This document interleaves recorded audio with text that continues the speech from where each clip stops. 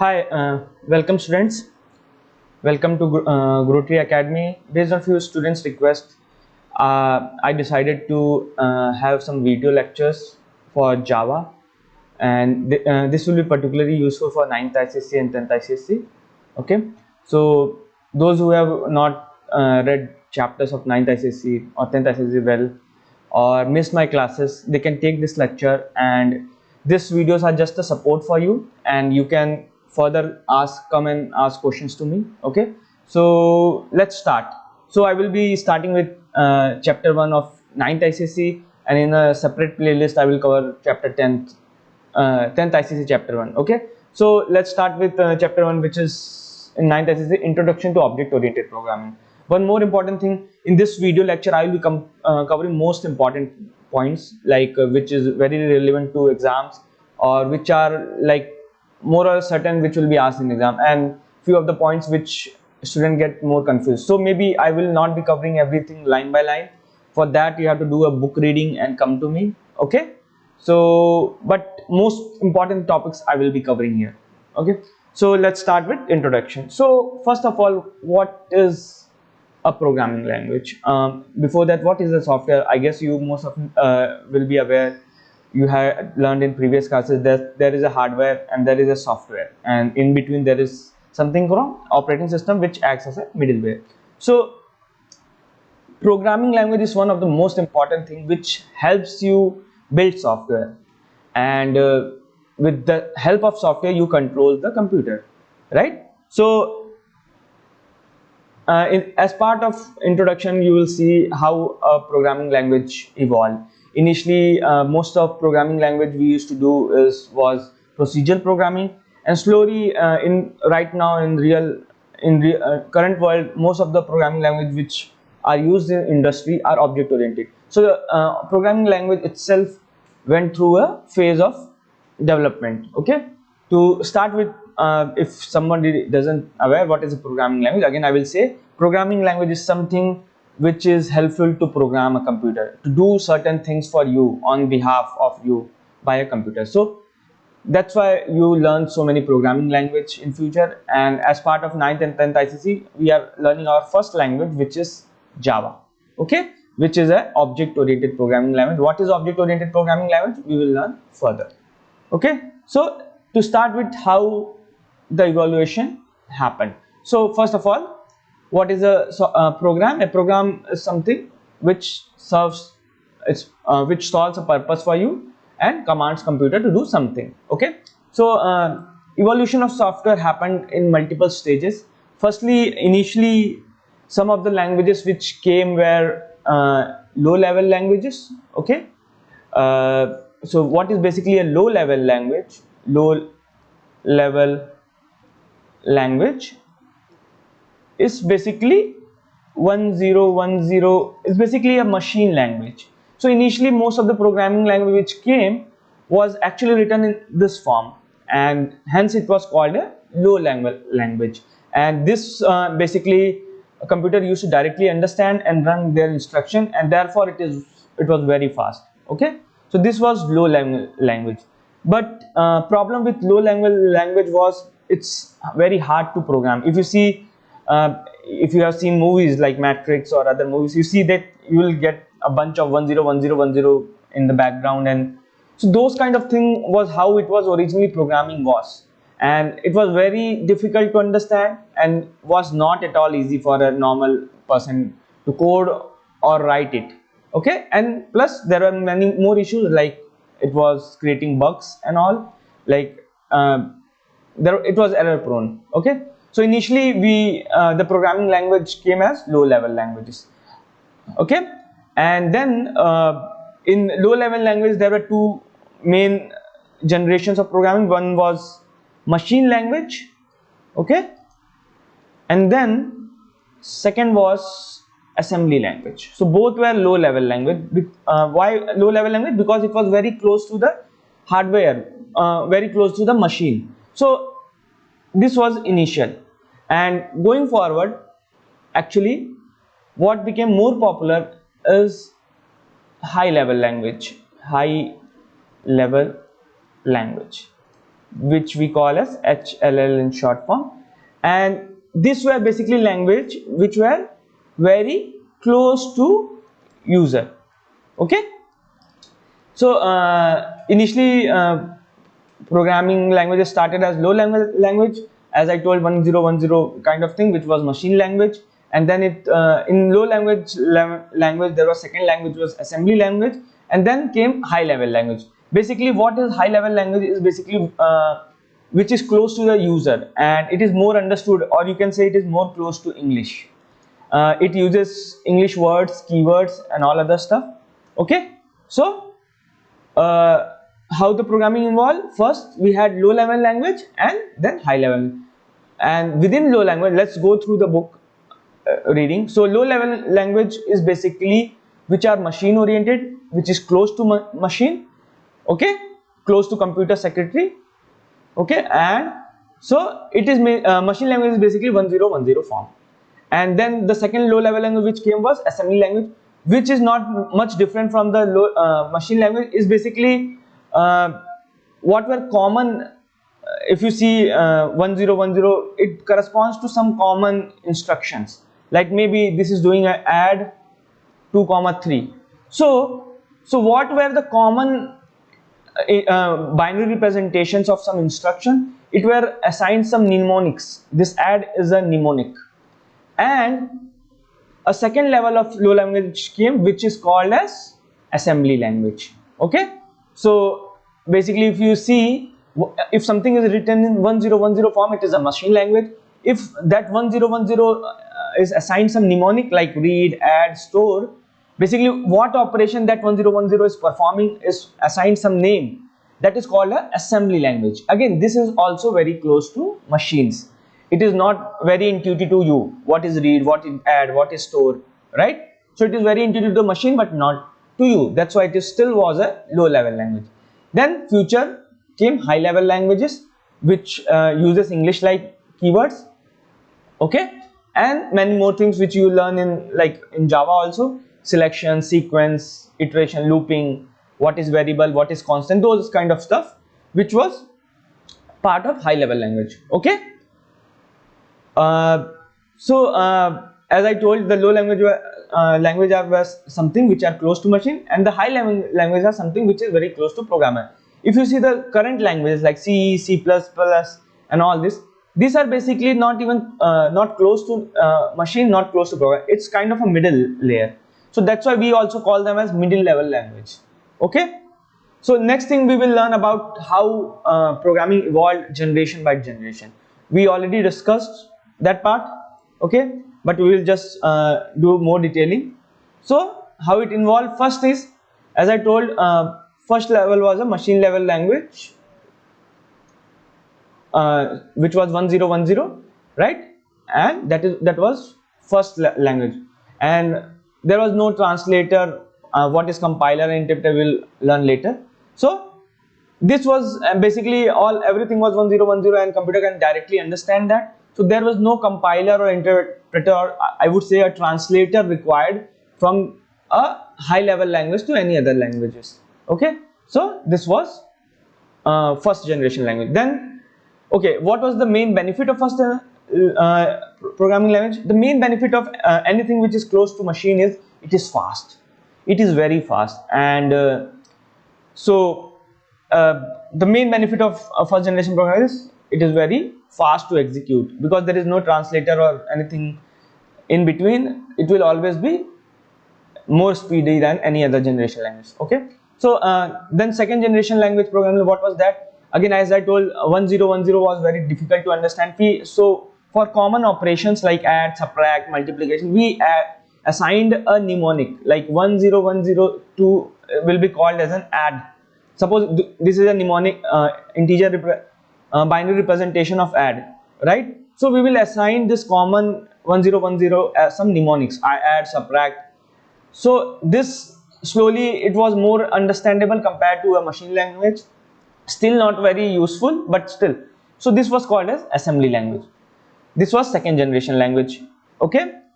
One thing I forgot to update is what was problem with first and second generation language was machine dependency.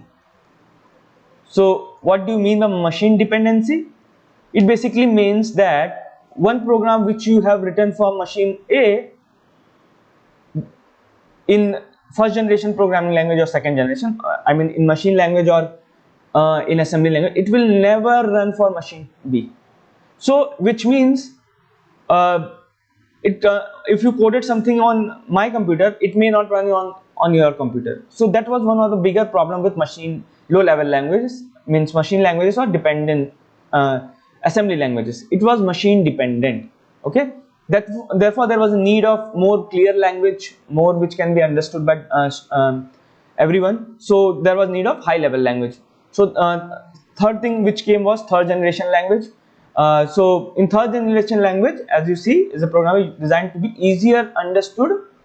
Okay, it was easier understood and it uses common human languages like if, else, while, some common human languages. Okay, and for example, some of the example for those languages are Algo, COBOL are early examples of this language. Okay, and most modern languages are C, C++, third. Okay, these are all third generation languages. Okay, okay, and one important thing is now third generation language is more close to English, as I told, right? And that's why we needed some translator.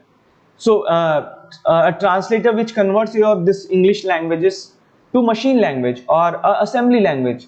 So we needed a compiler and an interpreter to convert a 3G language to a machine language. So what is basically compiler and interpreter, we will understand more in future. Is basically it is a translator. So अगर मैं मतलब normal आपको बताऊं, suppose आपको हिंदी आती है and second वाले person को हिंदी नहीं आती, इंग्लिश आती है. So you need a translator, someone in between to translate from English to Hindi और Hindi to English. So this is what is compiler and interpreter is. Computer को मशीन लैंग्वेज समझ में आती है एंड आप जो कोड लिख रहे हो वो जो है वो मशीन लैंग्वेज में नहीं है, वो एक जावा लैंग्वेज में है और थर्ड जनरेशन लैंग्वेज में. सो a compiler or interpreter is needed to convert from one language to another.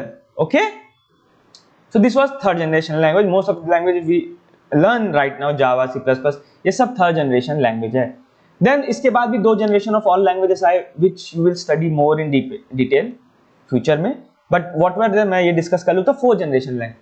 So अभी तक third generation language तक आपको ये बताना पड़ता था कि आपको कोड लिखना पड़ता था कि आपको क्या करना है और ये कैसे करना है, दोनों चीज. लाइक जावा में आपको अगर कोई भी चीज करना है, एडिशन, सबट्रैक्शन, मल्टीप्लिकेशन, एवरेज निकालना है, कोई भी प्रोग्राम लिखना है तो आपको बताना पड़ेगा कि क्या करना है और कैसे करना है, ये भी बताना पड़ेगा. लाइक आपको डिस्काउंट निकालना है, ये सब तो आपको बताना पड़ेगा, right. But fourth generation language was more about कि आप बताओ करना क्या है, what to do and forget how to do. Okay, so basically one of the example is my sequel. आपको इसके बारे में डिटेल नहीं पता होगा. ये एक डेटा एक्सट्रैक्शन लैंग्वेज है. मतलब मेरे वेबसाइट में मुझे कोई डेटा अगर चाहिए आपके बारे में कि स्टूडेंट के सारे मार्क्स बताओ, ये तो मैं ये लैंग्वेज यूज करता हूँ. सो इसमें मुझे ये वरी नहीं करना होता कि मुझे वो डेटा कैसे कैसे किस तरीके से चाहिए, वो डेटा कहाँ स्टोर है, ये सब मुझे कुछ वरी नहीं करना पड़ता. मुझे बस मैं मानता हूँ कि एक बच्चे के बारे में मैं उसको मेरे सारा उसके मार्क्स मुझे दे दो. So basically what I told computer is using this my sequel language कि क्या करना है, कैसे करना है मैं नहीं बताता, वो ऑटोमेटिकली उस लैंग्वेज के अंदर बिल्ड है, हर एक चीज उसके अंदर ऑलरेडी बिल्ड है. Okay, so this was fourth generation language which we specify what to do and how to do is not required. ठीक है ना. एग्जांपल, ये भी एक सीक्वल लैंग्वेज है, एक्सट्रैक्ट ऑल कस्टमर.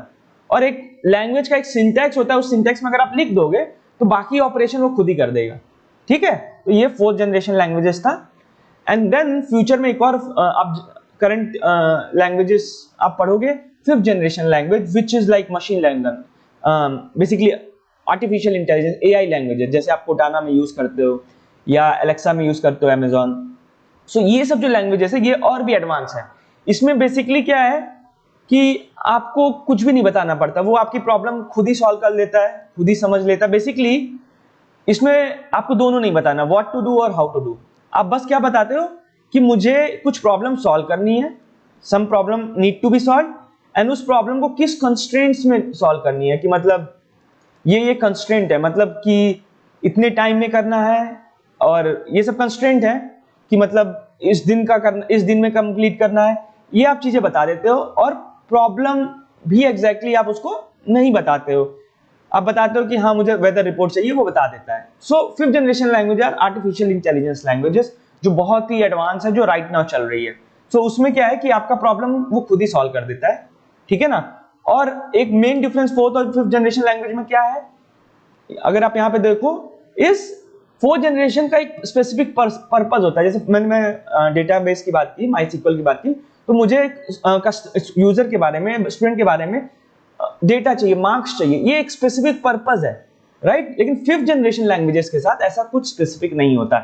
अगर आप अलेक्सा से बात करोगे वेदर के बारे में, तो वेदर का रिपोर्ट भी दे देगा। अगर आप मांगोगे कि कैलकुलेशन करो, तो कैलकुलेशन भी कर देगा कोई। या आप उससे बोलोगे कि मुझे स्पोर्ट्स का न्यूज दो, तो स्पोर्ट्स का भी दे देगा। तो वो स्पेसिफिक पर्पस नहीं है, वो हर तरह के लिए वर्क कर सकता है। So that is main difference between fourth and fifth generation. Fourth generation is still for specific programs and fifth generation is more generic. Okay, again fourth और फिफ्थ जनरेशन में आपको ज्यादा टाइम नहीं लगाना है। मेन आपके लिए फर्स्ट जनरेशन, सेकंड जनरेशन और थर्ड जनरेशन है, जो एग्जाम्स में आएगा, ठीक है ना। Okay, so next topic we will study is programming paradiagrams. So what is paradiagram is सोच, कैसे आप सोचते हो, कैसे कैसे प्रोग्रामिंग की सोच इवॉल्व हुई, कैसे कैसे। So paradigm means a way of thinking और डूइंग थिंग्स। सो अब यहाँ पे हम ये बात करेंगे कैसे कैसे प्रोग्रामिंग इवॉल्व हुआ, कैसे पहले प्रोग्रामिंग करते थे, कैसे अब करते हैं, कैसे बाद में करेंगे। इवन अगर आप 9th ICSE में देख रहे हो, तो आप प्रोग्रामिंग किसी और तरीके से अभी करोगे, धीरे धीरे 10th में उसको और डिफरेंट तरीके से करोगे, और आगे जाके और भी। तो ऐसे ऐसे करके प्रोग्रामिंग भी अपने आप में चेंज हुई। जो शुरू में जो प्रोग्रामिंग का स्ट्रक्चर था, वो था प्रोसीजरल या मॉड्यूलर और स्ट्रक्चरल। तीनों में बहुत ज्यादा डिफरेंस नहीं है, वी विल डिस्कस। तो पहले प्रोग्रामिंग जो हम करते थे वो है प्रोसीजरल प्रोग्रामिंग होती थी। प्रोसीजर प्रोग्रामिंग का मतलब होता था प्रोसीजर पे ज्यादा, प्रोसीजर का इंग्लिश मीनिंग क्या होता है, प्रोसेस या क्या करना है, व्हाट टू डू, इस पे ज्यादा फोकस था। Okay, what to do. So पहले जो प्रोग्रामिंग थी वो थी प्रोसीजर, और उसी का थोड़ा सा एक्सटेंशन है मॉड्यूलर एंड स्ट्रक्चर्ड, ठीक है ना। And that is how the programming initially was. Then slowly slowly अब जो प्रोग्रामिंग होती है वो होती है object oriented programming. Object, so हम देखेंगे कि पहले और अब में डिफरेंस क्या है। Okay, so let's go with what is procedure and modular programming. So पहले क्या था, program in a procedure language is list of instruction where each tells the programmer to do something. The process is on focusing the algorithm needed to perform a desired program, ठीक है ना।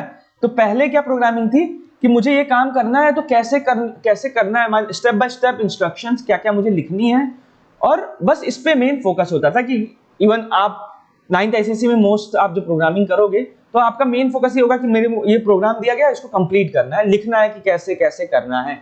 इस पे focus नहीं है कि again we will discuss object oriented. So पहले जो प्रोग्रामिंग था वो था प्रोसीजर ओरिएंटेड, कि मुझे ये काम करना है, what is the best way to do that, और उसको आप कोड करना स्टार्ट कर देते हैं, ठीक है ना। जैसे अगर मैं बोलूं कि एक प्रोग्राम लिखो जो दो नंबर्स को ऐड करे और एवरेज निकाले, राइट, तो आप सीधा जो है एडिशन करते हो और एवरेज निकालते हो। आप ज्यादा ध्यान नहीं देते हो इस चीज पे कि आप क्लास बनाओगे, ऑब्जेक्ट बनाओगे, उससे फंक्शंस बनाओगे, ये सब चीजों पे ज्यादा ध्यान नहीं देते हो। तो पहले भी प्रोग्रामिंग इसी तरीके से थी, जिसमें हमारा मेन फोकस होता था प्रोसेस पे या प्रोसीजर पे, क्या क्या करना है। Okay, important difference procedure programming का क्या था, emphasis is on doing things and not on data. आप डेटा के लिए वरी नहीं करते थे कि ये जो 2 है या 3 है, जो नंबर्स हैं जिसके साथ आप वर्क कर रहे हो, उस डेटा का क्या हो रहा है, राइट। तो प्रोसीजर प्रोग्रामिंग में डेटा पे कोई एम्फेसिस नहीं होता था। लाइक मेन प्रोसेस की काम कंप्लीट करना, ये ज्यादा इंपॉर्टेंट था। वो डेटा बेकार हो रहा है या कोई और उसको यूज कर रहा है, कोई इसको और मतलब एक्सेस करके मॉडिफाई कर दे रहा है, या ये डेटा के कोई और सिक्योरिटी रीजन से ना एक्सेस कर ले, इन पे कोई मतलब चेक नहीं था। So that is why that was one of the reason also failure of procedure programming or modular. So but we will study both. So पहले प्रोग्रामिंग था procedure oriented.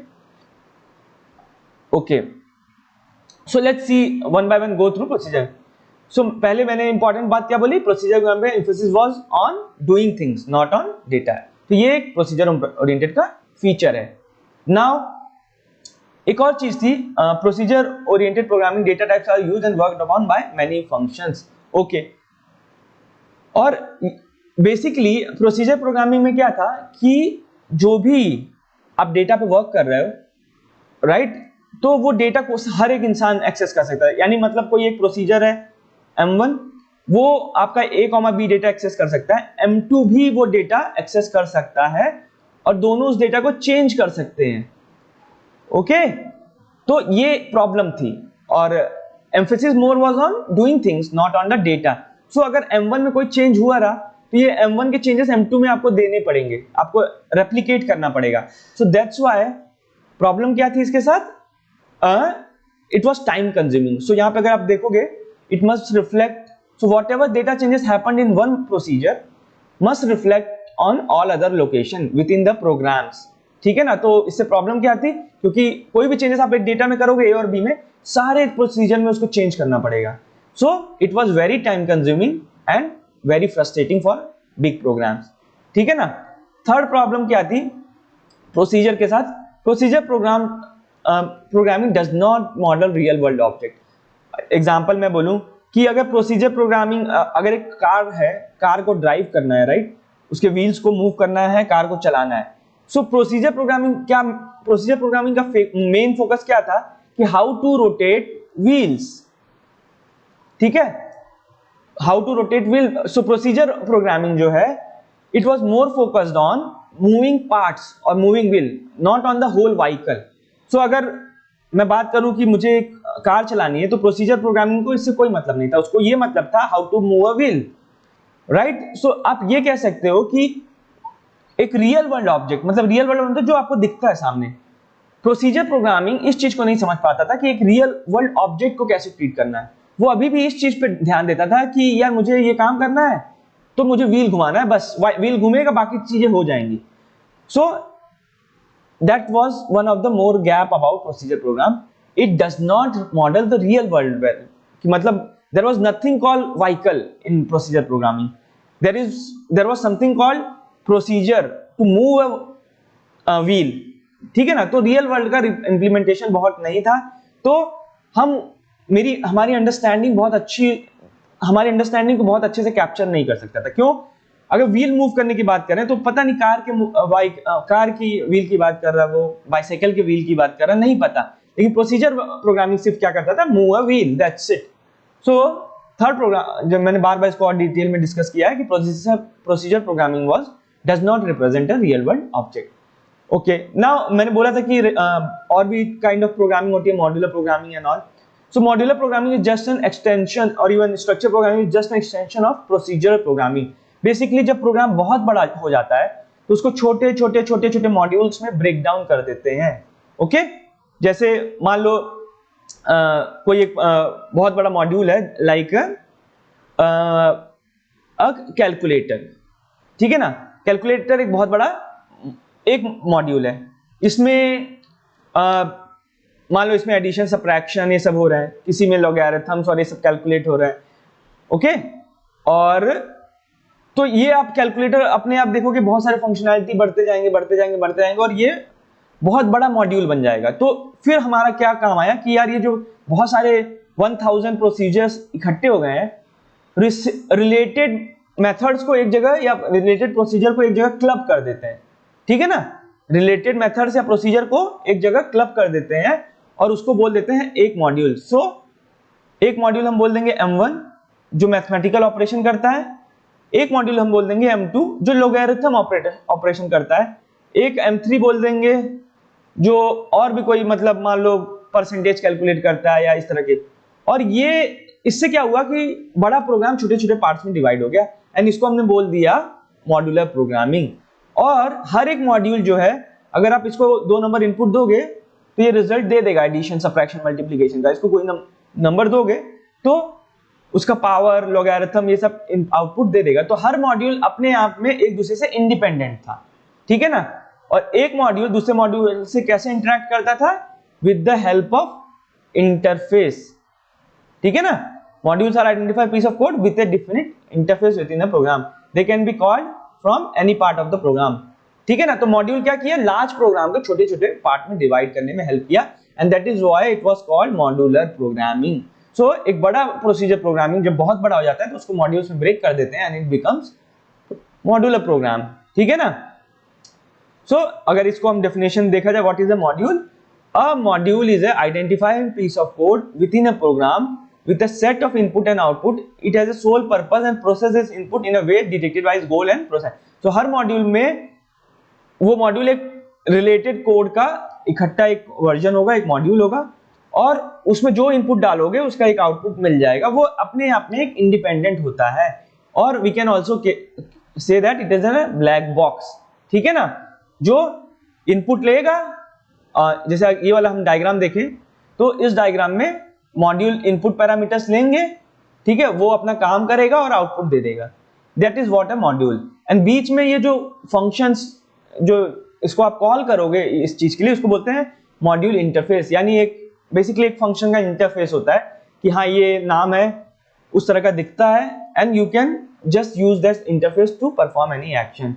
So we can also say there is a main program and we divide the main program into small modules and they interact with each other to perform an action, ठीक है ना। तो that is called a modular programming. So how, I guess आप समझ गए होंगे कि how modular programming and procedure programming is related.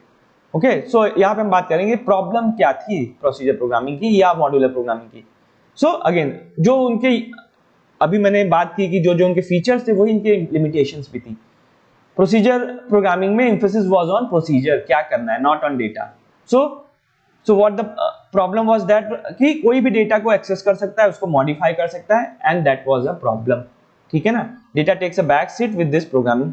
Okay, दूसरी problem again change in data type. अगर डेटा में कोई भी चेंज होता है तो उस डेटा को यूज करने वाले सारे फंक्शन में वो डेटा को अपडेट करना पड़ेगा, चेंज करना पड़ेगा, विच मीन्स ये बहुत ही टाइम कंज्यूमिंग और फ्रस्ट्रेटिंग हो जाता है। So propagation of data changes was also a big problem. And third problem was it doesn't model a real world object. जैसे अगर मुझे व्हीकल मूव करना है तो प्रोसीजर प्रोग्रामिंग बोलता था कि व्हील को चलाओ, बस वो ये नहीं कहता था व्हील ऑफ व्हाट, या कोई भी रियल वर्ल्ड ऑब्जेक्ट की बात नहीं करता था वो। So that was one so a problem, हम समझ नहीं पाते थे। अगर आपको कोई बोले कि व्हील घुमाओ तो आपके दिमाग में ये चीज नहीं आएगी किसका व्हील मैं घुमाऊं, बट प्रोसीजर प्रोग्रामिंग में ऐसा ही था। So that was why it doesn't model real world object, जो सामने हमारे लिए बहुत आसान है एज ए यूजर कि अगर प्रोग्रामिंग एज इट इज जो है जो रियल वर्ल्ड में दिखे उससे करस्पॉन्डिंग हम एक प्रोग्राम लिख सकें, राइट। सो प्रोसीजरल प्रोग्रामिंग इसमें कहीं ना कहीं थोड़ा सा फेल हो जाता था। देन वी केम, अब जो रिसेंट प्रोग्रामिंग लैंग्वेजेस आई वो आई ऑब्जेक्ट ओरिएंटेड प्रोग्रामिंग, ठीक है ना। आई गेस यहां तक आपको समझ में आ गया होगा। So let's try to wrap up this chapter completely. So or at least I will in this video I will discuss what is object programming language. There are more some important things, what is basic concepts of object oriented programming language which I will discuss in next class. So अभी मैंने बात किया what is object oriented programming language basically. So because of limitation of procedure programming languages जो हमने अभी ऊपर पढ़े ये limitations, we needed a programming language which doesn't have these issues. So हमको need पड़ी object oriented programming language की. So what is an object oriented programming language? Basically first we need to understand what is object. So object is an identified entity with some characteristics and behavior. So basically object is everything which you see in real world, like ये computer, ये गाड़ी, car, printer, your books, everything is object. So object is basically what anything which is an identifier identity, और उसके क्या होंगे कुछ characteristics. जैसे book है उसकी कैरेक्टरिस्टिक होगा नंबर ऑफ पेजेस, चीजें, और कुछ बिहेवियर होगा that you can write on that और समथिंग। और जैसे कार है उसके कुछ कैरेक्टरिस्टिक्स होंगे कि ये इको स्पोर्ट है, इसके 4 व्हील है, वाइट कलर है, और कुछ बिहेवियर होगा कि it can run very fast, और मतलब ब्रेक्स बहुत इसमें ब्रेक्स इसके बहुत अच्छे हैं, इसके इंटीरियर डिजाइन, मतलब कुछ उसके कैरेक्टरिस्टिक्स होंगे जो आपको देखने से दिख जाए, और कुछ बिहेवियर होंगे। बिहेवियर इज बेसिकली क्या क्या फंक्शंस वो कर सकता है। जैसे एक डॉग की बात करूं तो डॉग की कैरेक्टरिस्टिक्स है उसकी कलर, उसका हाइट, उसका वेट, उसके बिहेवियर क्या है, it can eat, it can bark, okay, ठीक है ना। तो what is an object, object is an identifier entity. और इसी ऑब्जेक्ट को जब आप जावा में या किसी भी ऑब्जेक्ट ओरिएंटेड प्रोग्रामिंग लैंग्वेज में रिप्रेजेंट करते हो तो that is same thing, like उसी को जब आप प्रोग्राम लैंग्वेज से रिप्रेजेंट करते हो तो उसको बोलते हो जावा ऑब्जेक्ट या उस लैंग्वेज का object, okay. So what is an object, object is an identifier entity, okay. So तो अब इसके बारे में हम थोड़ा सा और बात करेंगे नेक्स्ट क्लास में कि क्लास और ऑब्जेक्ट होता क्या है and what are the features of object oriented programming language, ठीक है ना। सो राइट नाउ जो जावा हम पढ़ रहे हैं वो क्या है, एक ऑब्जेक्ट ओरिएंटेड प्रोग्रामिंग लैंग्वेज है। और इसकी जरूरत हमको क्यों पड़ी, because of limitation of procedure oriented language. अब हम ऑब्जेक्ट ओरिएंटेड प्रोग्रामिंग लैंग्वेज में ये भी आगे सेकंड लेक्चर में पढ़ेंगे कैसे ये हर प्रॉब्लम को ओवरकम करता है, ठीक है ना। तो इस क्लास में हमने क्या क्या पढ़ा, हमने पढ़ा कि what is programming language, how it evolve, और what is high level language, what is low level language. Low level language में क्या आता है, मशीन लेवल लैंग्वेज और असेंबली लैंग्वेज। फिर आया हाई लेवल लैंग्वेज जिसमें अब right now most of languages आते हैं। और अगर हम इसको generation by generation programming language को कैटेगराइज करें तो first generation, second, third, fourth और फिफ्थ। फर्स्ट यानी machine language, second assembly language, third middle level language जो जावा, सी प्लस प्लस है, फोर्थ जो है माई सीक्वल और इस तरह की लैंग्वेज जिसमें we say what to do and we don't say what how to do, ठीक है ना। और आया fifth language which is like AI language, artificial intelligence language, जहां पे हम कुछ भी नहीं बताते, जैसे कोटाना और राइट नाउ अलेक्सा है, वो सब कुछ आपके प्रॉब्लम्स को सॉल्व कर देता है या आपके इंफॉर्मेशन को रिट्रीव करता है। तो ये वो था। And then we talked about programming का तरीका क्या क्या रहा है। पहले प्रोग्रामिंग पैराडायग्राम्स क्या क्या रहे हैं, हमने बात की प्रोसीजर प्रोग्रामिंग की, एंड उसी का एक्सटेंशन है modular programming and structural programming. तो प्रोसीजर प्रोग्रामिंग में हम प्रोसीजर पे ज्यादा ध्यान देते थे, डेटा पे ज्यादा ध्यान नहीं देते थे। प्रोसीजर प्रोग्रामिंग में डेटा को हर जगह जो है रेप्लिकेट करना पड़ता था, अगर कोई अपडेट है तो जो जहां जहां वो डेटा यूज हो रहा है हर जगह उस डेटा को अपडेट करना पड़ता था। और तीसरी प्रॉब्लम प्रोसीजर प्रोग्रामिंग के साथ क्या की कि वो रियल वर्ल्ड ऑब्जेक्ट को नहीं रेप्लिकेट करता था, वो बस इस पे इंपॉर्टेंस था कि क्या उसको काम करना है, what is the process to do, मुझे व्हील मूव करना है, उससे नहीं फर्क पड़ता था कि किस चीज का व्हील मूव करना है, कौन सा रियल वर्ल्ड ऑब्जेक्ट है। और ये लिमिटेशंस को ओवरकम करने के लिए हम ऑब्जेक्ट ओरिएंटेड प्रोग्रामिंग लैंग्वेज के बारे में अब पढ़ेंगे। मैंने बेसिक डिटेल ऑब्जेक्ट ओरिएंटेड की दी है, मोर डिटेल सेकंड लेक्चर में हम आपको देंगे, ठीक है। आई गेस यही जो मैंने बताया ये ज्यादा इंपॉर्टेंट चीजें हैं, जो लास्ट में मैंने रिकैप किया है यही है जिससे आपके क्वेश्चंस बनने वाले हैं, ठीक है ना। Okay, so wait for next lecture. कोई डाउट्स हैं क्लास में आप आके पूछ सकते हो। Thank you.